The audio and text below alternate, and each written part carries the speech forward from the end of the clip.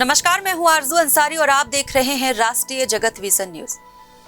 पुरी के भगवान जगन्नाथ मंदिर से जुड़ा एक रहस्यमय वीडियो वायरल हो रहा है, जिसमें गरुड़ पक्षी पवित्र ध्वज लेकर उड़ता दिख रहा है।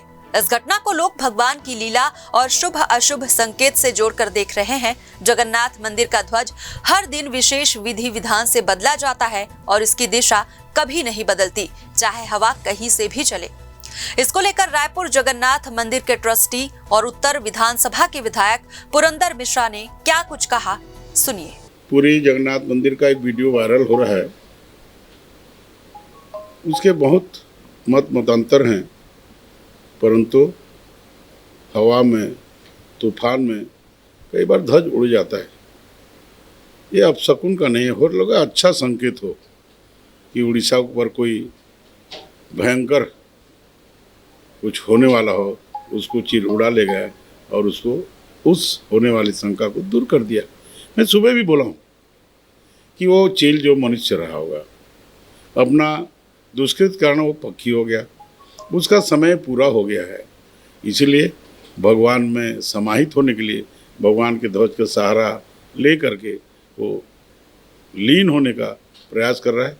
मैं उसको सद्गति देने के लिए, उसको अच्छे कृत्य के लिए अभिनंदन करता हूं। ओडिशा के पुरी स्थित भगवान जगन्नाथ मंदिर से जुड़ा एक रहस्यमय वीडियो सोशल मीडिया पर वायरल हो रहा है, जिसमें एक गरुड़ पक्षी मंदिर के शिखर पर लगे पवित्र ध्वज को पंखों में दबाए उड़ता नजर आ रहा है। इस दृश्य ने लोगों को हैरान कर दिया है और इस घटना को भगवान की लीला, शुभ अशुभ संकेत और भविष्य की आशंका से जोड़कर देखा जा रहा है। वीडियो में गरुड़ पक्षी मंदिर के चारों ओर चक्कर लगाता दिख रहा है। इसे देखकर कई लोग धार्मिक भावनाओं से जुड़ गए हैं। वहीं कुछ लोगों को यह दृश्य 2020 की घटना की याद दिला रहा है, जब मंदिर के ध्वज में आकाशीय बिजली गिरने से आग लग गई थी और कुछ ही समय बाद कोरोना महामारी फैल गई थी।